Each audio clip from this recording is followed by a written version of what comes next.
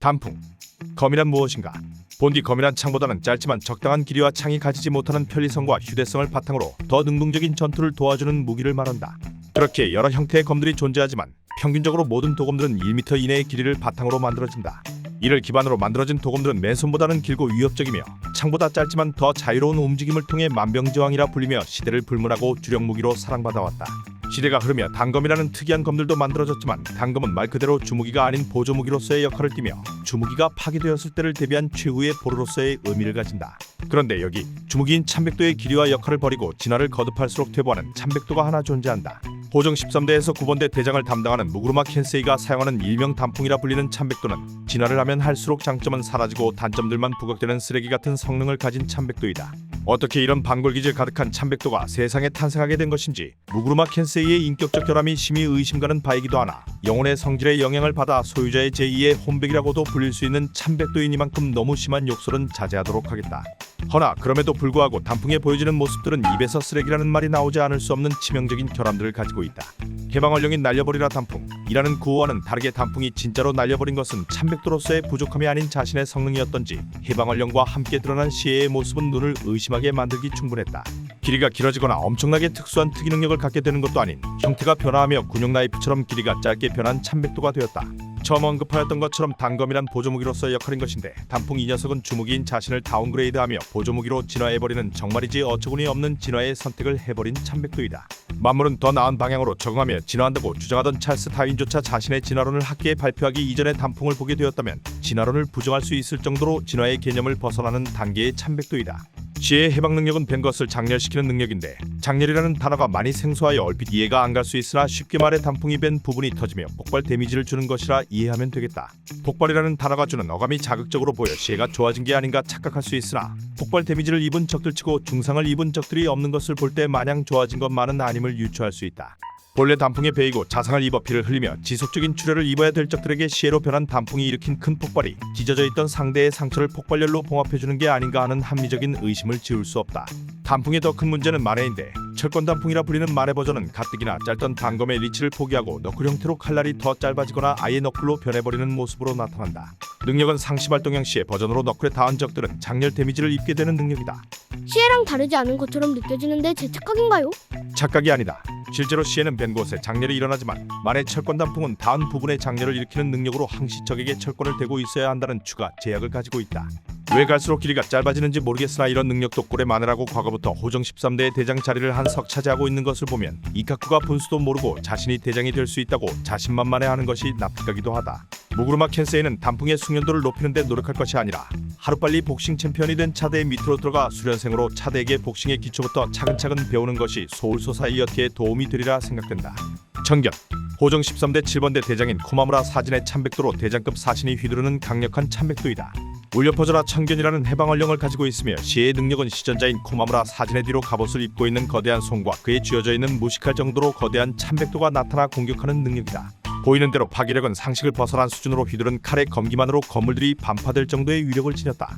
거기에 만해 흑승청견 명왕은 시전자의 뒤로 거대한 갑옷의 거인을 소환하여 코마무라의 움직임을 따라하며 검을 휘두르는 능력이다. 칼뿐만 아니라 몸체도 그 크기만큼 괴랄한 파괴력을 보여주는데 작중 수많은 만해 중에서도 파괴력만큼은 수위에 달하는 위력을 보여주는 만해이다. 그럼 왜 청견이 쓰레기 참백도냐 물을 수 있겠으나 좋아 보이기만 한 청견에도 치명적인 단점이 존재하기 때문이다. 거구에서 뿜어져 나오는 파괴력과 공격 범위는 큰 장점이지만 크기가 커진 만큼 상대에게 공격을 쉽게 당한다는 단점이 존재한다. 거기에 흑승청견 명왕은 입은 데미지를 곧장 시전자인 코마무라에게 나타내며 사용자에게 데미지를 전가시키는 무책임한 모습을 보여준다. 순보, 아니 손이도다 라고 부르며 날아다니는 적들과 비염각을 사용하여 고속으로 이동해대는 날파리 같은 적들이 질비한 블리치 속 세계관에서 단순 크기만 커져 파괴력만 비대해진 청견은 적들은 맞추기 어렵고 자신은 맞기 쉬운 거대한 샌드백 그 이상 이하도 아닌 존재가 되어버렸다. 시전자인 코마무라가 머리까지 개가 되어버린 극상펄이 짐승이기에 맷집이 좋아 망정이지. 매일같이 맞고 쓰러지길 좋아하는 이카쿠 같은 사신이 주인이었을 경우에는 만해를 시전하고 몇 초도 채 버티지 못하고 몸 이곳저곳에 데미지를 입어 바닥을 나뒹굴었을 것이 분명하다. 시전자에게 데미지를 전가하는 이기적인 능력만 아니었다면 부분 점수에서 가산점을 주어 상급 참백도로 쳐줄 수 있었을 터나 더치페이도 아니고 코마무라에게 모든 책임을 떠넘겨버리는 괘씸하기 그지없는 청견의 행태는 많은 사신들로 하여금 내 참백도는 저런 무책임한 참백도가 아니길 기도하는 표본이 되었을 것이다. 귀등원. 11월 11일은 많은 연인들이 서로에게 빼빼로를 선물해주며 사랑을 확인하는 뜻깊은 기념일이다. 이와 유사한 날이 서울 소사이어티에도 존재하는데 11월 11일은 귀등환의 날로 빼빼로보다 더 쉽게 부러지고 박살나는 귀등환을 기념하는 날이다. 귀등환은 호정 13대 11번대의 3석을 맡고 있는 마다라메 이카쿠가 소지하고 있는 참백도로 자칭 최강의 참백도라 불리는 검이다. 싸움을 그 무엇보다도 즐기는 전투광들이 모인 11번대 속에서 어떻게 이런 참백도로 3석의 자리에 올라갔는지 굉장한 의문보호가 들지만 한참 과거부터 만회를 습득한 것으로 보이는 만큼 귀등환에 대해 세세하게 알고 있는 것으로 보인다. 상처의 노라메디보다 더 효과가 좋다고 정평이 나 있는 귀등환 연고를 전투 중에 바를 정도로 귀등환의 세밀한 부분까지 알고 있는 이카쿠는 귀등환과 이미 한 몸이라 불러도 손색이 없다. 귀등환은 반골기질 가득한 단풍과 달리 굉장히 합리적인 선택을 하는 방향으로 진화하였는데 뻗어라 귀등환이라는 해방언령을 보면 알 수 있듯이 시에로 변할 때 아주 긴 창의 형태로 변화한다. 도검류의 단점인 창보다는 사거리가 짧다는 부분을 완벽하게 보완하는 진화의 방향으로 문헌에는 기록되어 있지 않지만 서울 소사이어티 역사상 이렇게 똑똑하고 합리적인 선택을 한 참백도가 존재하지 않으리라 개인적으로 확신하는 바이다. 거기에 박수를 쳐줄 수밖에 없는 부분이 더 존재하는데 창의 단점이 리치가 길어진 만큼 가까이 붙는 상대에게는 취약하다는 점인데 천재 참백도인 귀등환은 그 단점마저도 완벽하게 보완하는 모습을 보였다. 상대가 창의 모습으로 변한 것을 보고 가까이 붙어 상대하려 할 때에는 귀등환의 마디마디 접혀있는 부분들이 분리되며 3절곤이 되어 근접전의 단점을 완벽하게 보완해준다. 거기에 시에로 상대하기 어려운 강적을 만났을 때에는 마카이아를 외치며 만의 용문 귀등환을 꺼내면 3절곤이었던 부분들의 거대한 날붙이가 붙은 폭력적인 형상으로 나타난다. 만해답게 거대한 날붙이에 그려져 있는 용문이는 전투를 지속할 때마다 조금씩 붉게 차오르며 상대에게 지속적인 압박감을 심어준다. 이렇게 보면 왜 귀등환이 장미칼보다 못하냐고 반문할 수 있겠으나 지금까지 서술한 부분들은 사실 귀등환을 변화하기 위해 머리를 쥐어뜯어가며 장점들을 끌어모은 것에 불과하다. 어차피 힘들게 귀등환을 변화하여도 얼마 지나지 않아 세상 모든 이들이 진실을 알게 될 게 분명하니 그냥 내 입으로 폭로해버리겠다. 귀등환에는 커버가 불가능한 단점들이 존재하는데 가장 큰 문제점은 빼빼로보다 못한 내구성이다.